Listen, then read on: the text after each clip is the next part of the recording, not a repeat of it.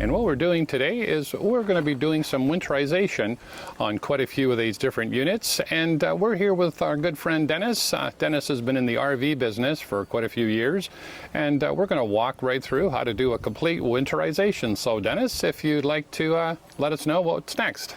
Okay, today we're going to be winterizing Sabre by Palomino. It's a fifth wheel. It's a basic winterizing. There's no fridge and no dishwasher, no wash machine to worry about in this unit here. So the first thing you want to do is you shut off your water, the water pressure to the trailer. And then after you've done that, you find your low point drains. It's usually marked on the outside of the trailer, right here. If you look below, you'll see the low point drains that are protruding out from underneath. So you want to take those caps off and let the water drain from the unit. Once you remove the caps, you go inside and you open up one of the taps. So all the water drains out through the system. So we'll do that right now. The water has been disconnected, so we're going to open up the low point drains.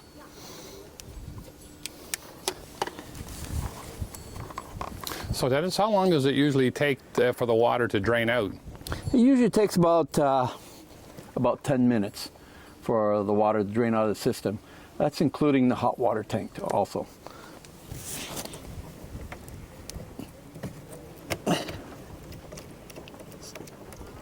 So I got the caps removed. As you can see, the water is kind of coming out. So I'm going to go inside, open up one of the taps.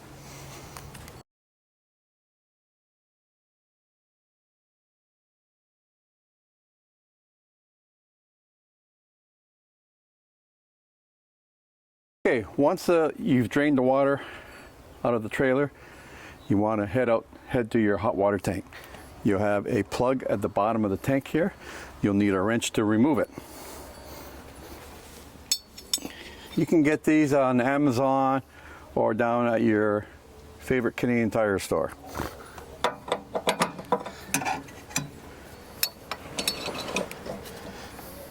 This one here has an anode rod.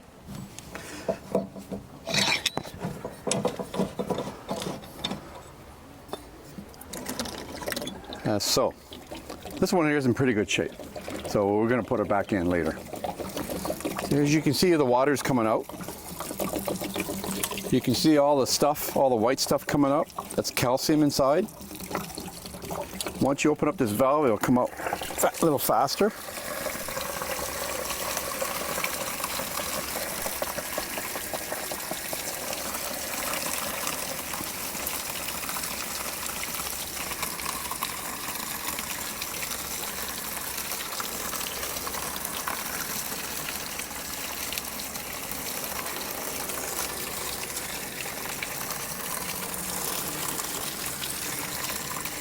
And this would be a 10-gallon, or is this? No, this one is a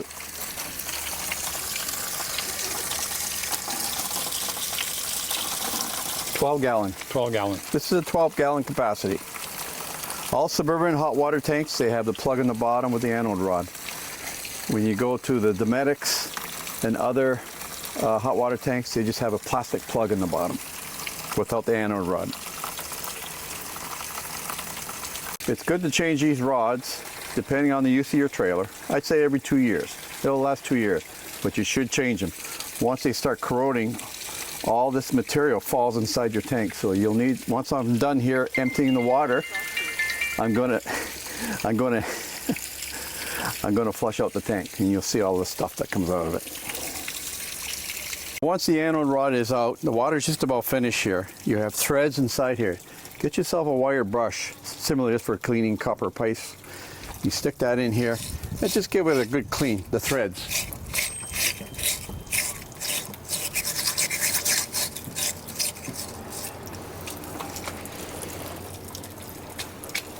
So the next step, you pick yourself up one of these wands.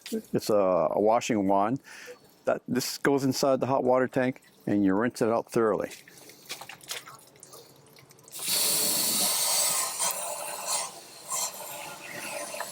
You can see all the materials coming out.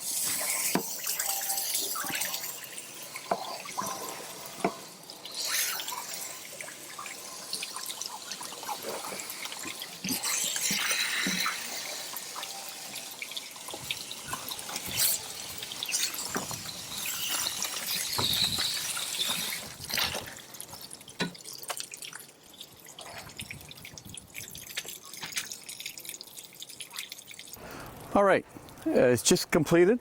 All the water's out of the hot water tank. I've rinsed it out with the wand. Now I'm going to reinsert the caps that go on the low point drains. That's so.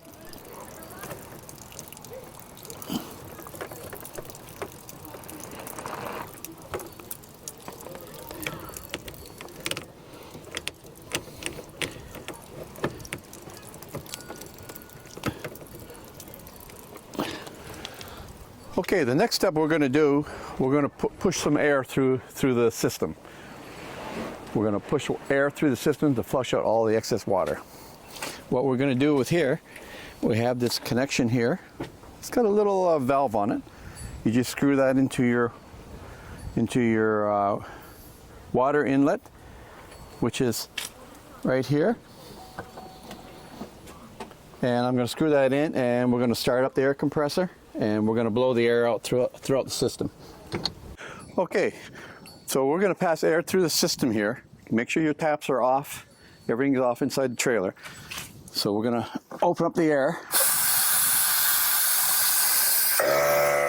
And you can hear compressors coming on, so you can hear the air is coming out. And it's pushing the water out of the hot water tank also. So you want to keep this open for now.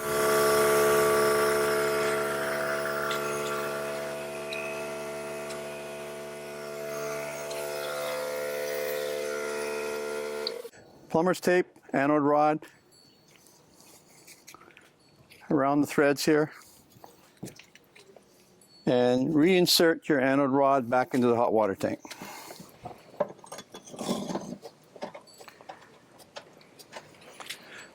You take your wrench, as so, tighten it up. It just needs to be snug. It doesn't have, you don't have to over tighten it. All right. So the next step we're going to do, we're going to bypass the hot water tank with air and antifreeze. So the valves on this unit here are right here. Put it to winterize, both valves. Turn on the air compressor, and we're going to go inside and open up taps and flush the toilet just to get the water out of the system. Once you've completed the air pressure test throughout the system, you pushed all the water out of the water lines, put the cover back on your hot water tank.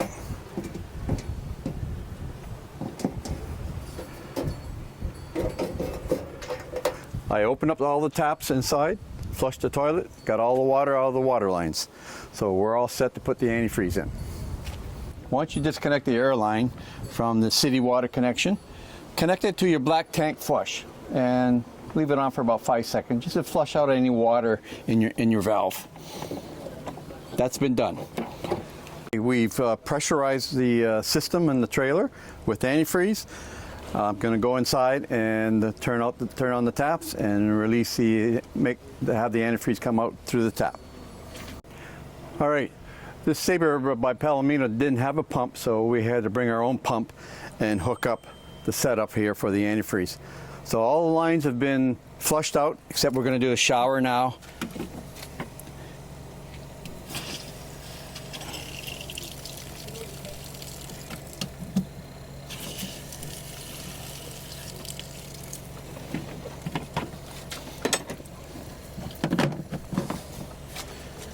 There.